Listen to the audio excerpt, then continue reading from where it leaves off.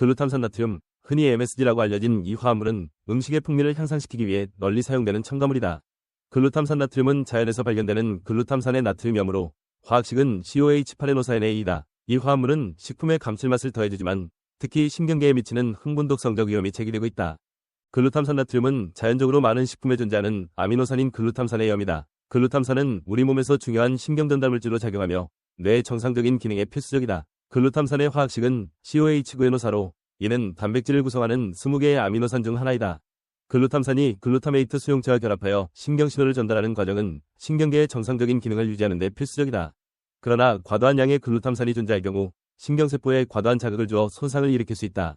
이를 흥분독성이라고 하며 신경세포의 과도한 흥분으로 인해 발생하는 독성을 의미한다. MSG의 흥분독성 위험은 주로 글루탐산이 과도하게 축적될 때 발생한다. 글루탐산은 글루타메이트 수용체와 결합하여 신경신호를 전달한다. 정상적인 조건에서 글루탐산은 신경계의 기능에 필수적이지만 과도한 글루탐산은 신경세포의 과도한 흥분을 유도할 수 있다. 이로 인해 칼슘 이온의 세포 내 유입이 증가하고 결과적으로 세포 손상이 일어나게 된다. 이 과정은 결국 신경세포의 사멸을 초래할 수 있다. 글루탐산 나트륨의 과도한 섭취는 다양한 신경학적 문제를 유발할 수 있다. 과도한 글루탐산은 신경세포의 과도한 흥분을 유도하여 경련, 불안, 두통, 심지어는 신경퇴행성 질환을 촉발할 수 있다. 일부 연구에서는 알츠하이머병, 파킨슨병 등과 같은 신경퇴행성 질환과 글루탐산의 과도한 활동 사이의 연관성을 제시하고 있다. 이들 질환에서 신경세포 손상과 사멸이 두드러지며 이는 글루탐산 수용체의 과도한 활성화와 관련이 있을 수 있다.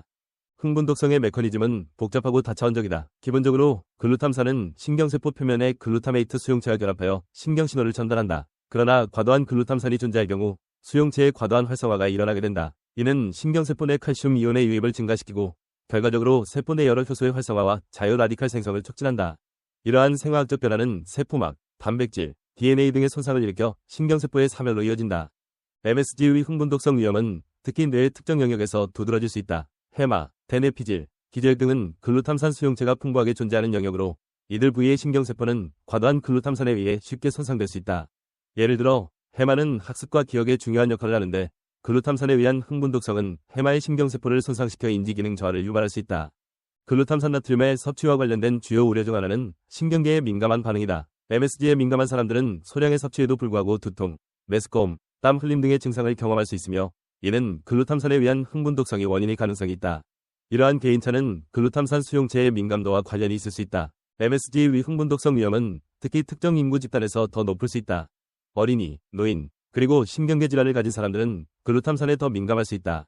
어린이의 경우 뇌가 아직 발달 중이기 때문에 글루탐산에 의한 신경세포 손상의 위험이 더 크다. 노인의 경우 신경계의 퇴행성 변화로 인해 글루탐산에 대한 민감도가 증가할 수 있다. 또한 신경계 질환을 가진 사람들은 이미 신경세포의 손상이나 기능 저하가 있기 때문에 글루탐산에 의한 추가적인 손상의 위험이 높다.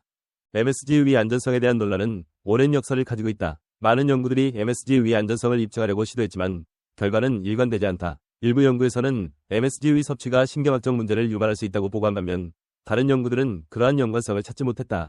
이러한 연구 결과의 차이는 연구 방법론, 실험 조건, 대상 집단의 차이 등 여러 요인에 기인할 수 있다.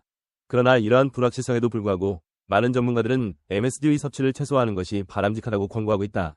MSG의 흥분독성 위험을 줄이기 위해서는 몇 가지 예방 조치가 필요하다. 첫째, 식단에서 MSG의 섭취를 줄이는 것이 중요하다. 가공식품, 인스턴트 식품, 패스트푸드 등은 MSG가 많이 함유되어 있을 수 있으므로 이러한 식품의 섭취를 제한하는 것이 바람직하다. 둘째, 신선한 재료를 사용하여 음식을 준비하는 것이 좋다. 신선한 재료는 자연적으로 발생하는 글루탐산이 적고 가공 과정에서 추가되는 MSG도 없기 때문이다. 셋째, 영양성분 표기를 주의 깊게 읽고 MSG나 글루탐산이 첨가된 식품을 피하는 것이 좋다. MSG의 흥분독성 위험에 대한 이해를 돕기 위해 더 많은 연구가 필요하다. 특히 장기간에 걸친 MSG의 섭취가 신경계에 미치는 영향을 조사하는 연구가 필요하다.